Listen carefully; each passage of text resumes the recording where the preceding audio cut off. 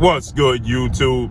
It's your boy, Blue Blood Sports TV, back at y'all with another one. So, obviously everybody sees the Twitter war between undefeated 3-division world champion, former junior welterweight undisputed world champion, currently the reigning WBO World Boxing Organization welterweight world champion, was widely considered by many to be the #1 best pound-for-pound fighter in the world, in Terence Crawford. Terence Crawford is 38 wins, no loss, no draw, 29 big wins by way of knockout. He is 35 years of age, 5'8" with a 74-inch arm reach, an undefeated unified 3-belt WBC, WBA, IBF welterweight world champion superstar boxer, who is widely considered by many to be top 2, if not #1, definitely top 5 best pound-for-pound fighters in the world, and Errol the True Spence Jr. Errol Spence Jr. is 32 years of age, 28 victories, no losses, no draws, 22 big victories by way of knockout. He is 5'9.5" with a 72-inch arm reach. With that said, okay, Errol Spence Jr. and Terence Crawford, they make for the biggest fight in the sport of boxing. Okay, hands down, right? They make for the biggest fight in the sport of boxing, right? And Errol Spence and Terence Crawford seem to be on a collision course for this year, right? Terence Crawford last fought November of 2021 against 2-time welterweight world champion, now retired future Hall of Fame superstar boxer, Showtime Sean Porter, okay? And Errol Spence then fought April 16, Arlington, Texas, AT&T, Dallas Cowboys Stadium, against former WBA welterweight world champion, Cuban star boxer, Yordenis Ugas, okay? To which Errol Spence, he got a victory over Yordenis Ugas. So in the 10th round, Terence Crawford got a stoppage victory over Sean Porter in the 10th round, okay? And so with that said, right, it seemed like they was on a course to face each other this year. So you're seeing a lot of back and forth between the two. Obviously, Terence Crawford, he did a lengthy 20-minute, explanation of to why this fight didn't come to fruition, okay? After his fight with Showtime Sean Porter, Terence Crawford, he parted ways with longtime promoter, legendary promoter, top-ranked CEO Bob Errol and ESPN. So he's a network promotional free agent, okay? And obviously everybody expect him to go to the PBC, Premier Boxing Champion, with founder and advisor Al Heyman, to stage the fight between Al Heyman and for Errol Spence and Terence Crawford, right? And so negotiations fell through. Everybody wants to know why the negotiations fell through, right? Now, obviously, Terence Crawford has his side, his version, and Errol Spence has his version, right? Ultimately, this fight fell through because the budget is simply not there, okay? As you can see, there is no upfront money, there's no guaranteed purse, right? And Errol Spence is saying that he's fine with that, right? He's saying that he's fine with that. He's comfortable with it. And, he just wants to make the fight. Terence Crawford is saying that he accepted, all the terms, right? He's fine with those terms that they have, but he just wants to have transparency, and he wants to be privy to the information of exactly what the fight is doing. Okay, he wants to know exactly what the fight is going to do. Okay, he's not asking to see the books for the past history. He's not asking to see the books for the future, right? He just want to see what this fight particularly has done, so he knows what percentage. Like he stated, he's taking 65-35% in favor of Errol Spence. Errol Spence admitted that. Errol Spence stated that, yes, that Terence Crawford is going to get, we're getting the same deal, I'm just getting a higher percentage. Well, that's what Terence Crawford has been saying all along, that he's taking a 65-35 split in favor of Errol Spence. He's taking the lower end, right? So Errol Spence is stating that there's no money. So obviously there's no money because there's no guaranteed purse, right? There's no money up front. So they won't know exactly what they stand to make or what they stand to lose, right? And Terence Crawford is not comfortable with that without knowing exactly what the fight has done. So they're banking on the fans supporting the fight. And the fans, let's be honest, in the sport of boxing are fickle, right? Because the piracy in the sport of boxing is at an all-time high. It's at an all-time high. Now, I feel like the piracy in the sport of boxing is at an all-time high because for so long, you feeding the fans tuna fish and telling them a mistake, right? And so the fans grow tired with it. But the facts remain is that the piracy is at an all-time high. So if you're banking on the fans putting the money there and you receiving a larger sum of money on the back end, right? That's your risky. That's risky, right? So Terence Crawford then comes forward and says there's 2 hedge funds investors that are willing to put up a lump sum of money of $50 million, $25 million a piece, guaranteed in their bank account with 80-20% on the back end, right?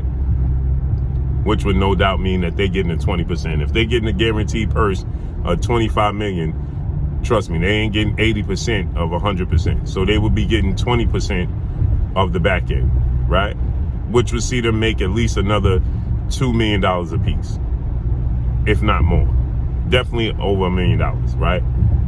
Meaning that the pay-per-view sales, the ticket sales, right? What the fight grossed and earned, they would get 20% of that, which would be a huge number for them, on top of the $25 million that they guaranteed up front. Okay, and Terence Crawford's stance is that Errol Spence turned it down, right? He stated that he had to go to Al Heyman and he never got back to him. Errol Spence stance is that Terence Crawford couldn't prove where the hedge fund was coming from, or was unwilling to give the name of where the hedge fund is coming from, right? Terence Crawford stance is that he had to go. Errol Spence never got back to him, so he had to go around Errol Spence to go to Al Heyman himself, and he stated that Al Heyman told him he's not going to put this fight in the hands of nobody else. He wants to be in control of this fight, essentially, right?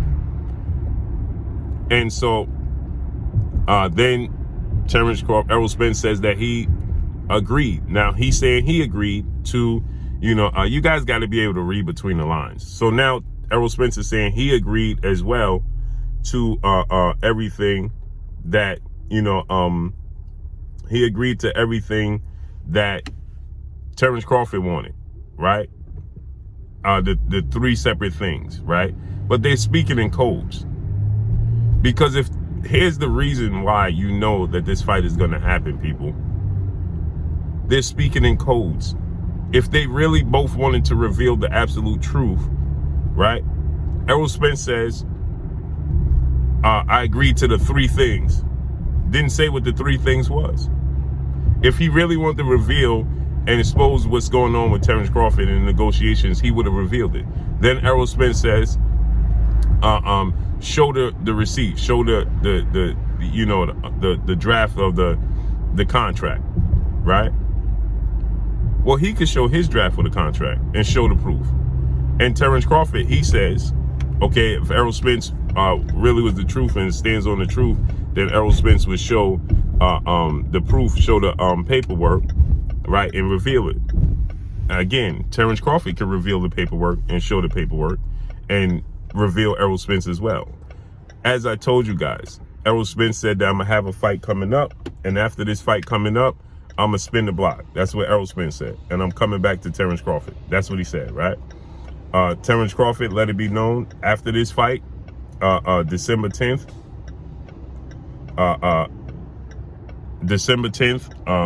BOKPrime.com. Go to BOKPrime.com against David Avanesian, welterweight title contender.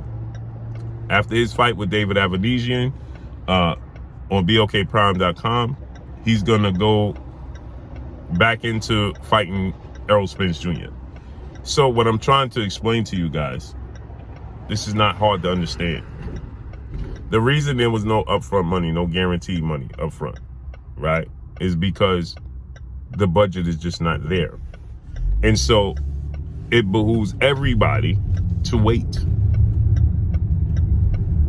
Let me say it to y'all again. It's in the benefit of everybody, hence the reason why Errol Spence is saying, well, we agreed to everything and we sent you a revised contract. Terence Crawford is saying, well, how long, when was we supposed to fight? In November, as I told you guys, November 19th. But we supposed to fight November 19th, essentially, and you sent the contract back in an untimely manner for that to happen, and I told Al I wanted to fight this year, right?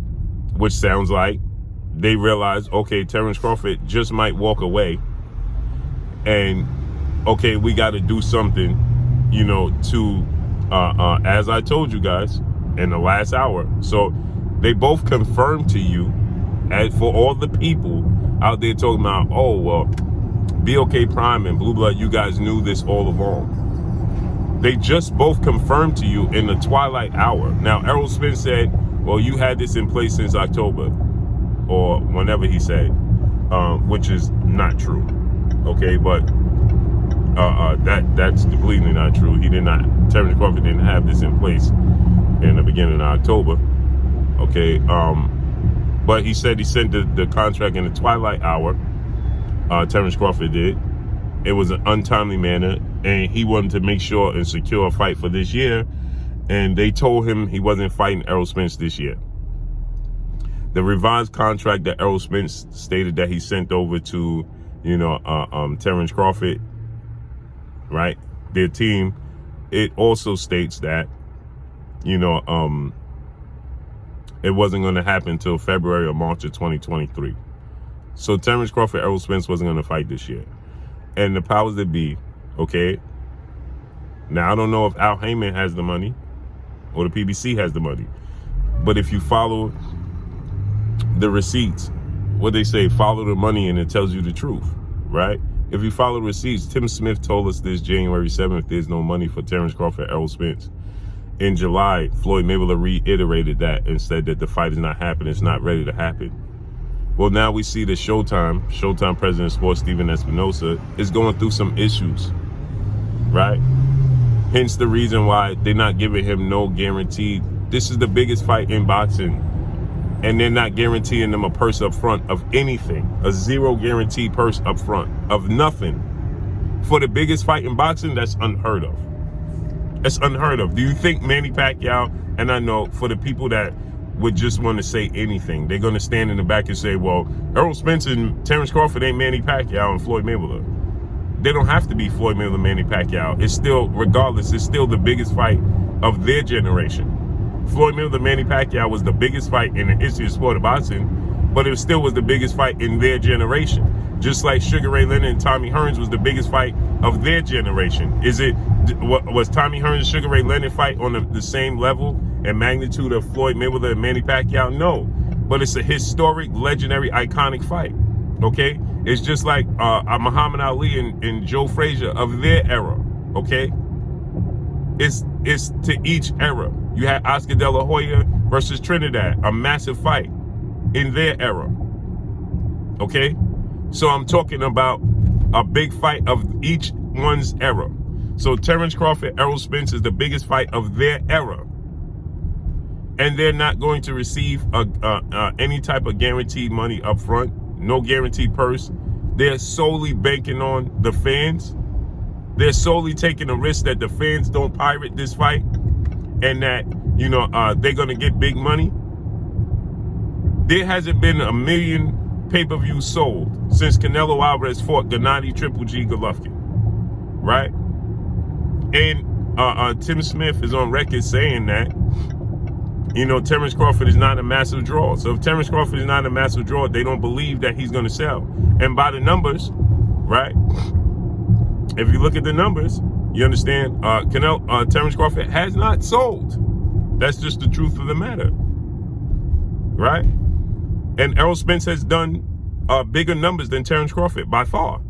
Errol Spence has done 350,000 pay-per-views reportedly with 4-division world champion Mikey Garcia, Mexican superstar boxer who's now retired.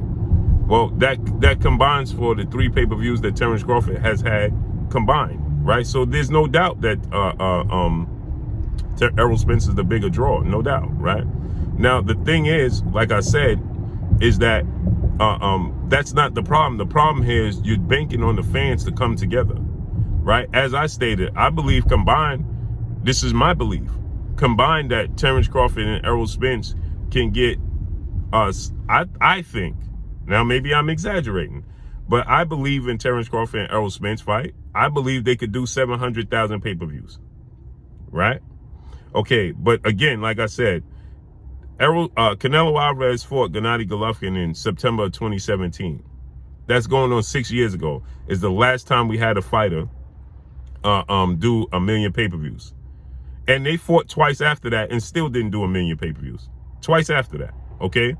So now, if you factor in, now keep this in mind. Now, Terence Crawford is saying that they had, you know, a $25 million hedge fund or investment group that was willing to put up $25 million apiece, a total of $50 million, right?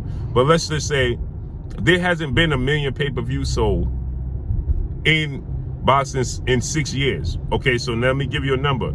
Let's say they price the pay-per-view. The higher they price it, the more piracy they're gonna get. The higher they put the price tag, the more piracy they're gonna get.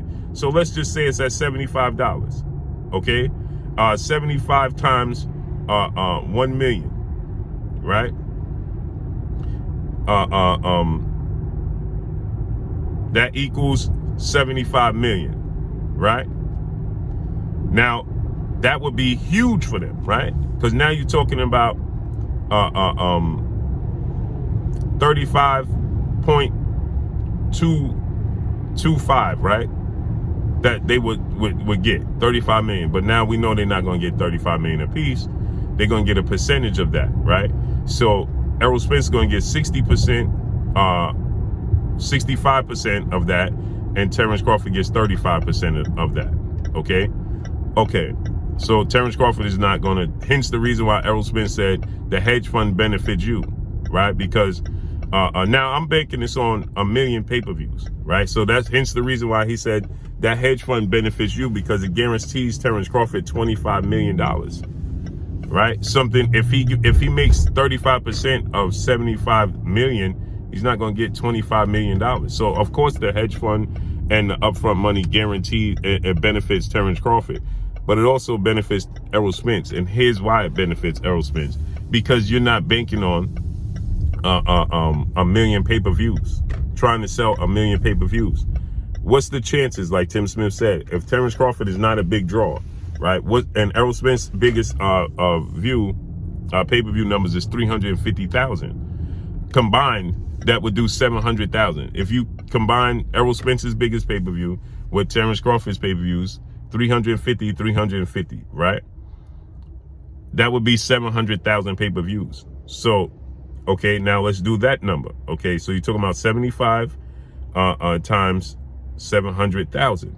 Okay, that's 52 million. Now, pay attention to these numbers now. That's $52.5 million. That's the number that Terence Crawford is saying that the hedge fund is willing to put them up guaranteed up front.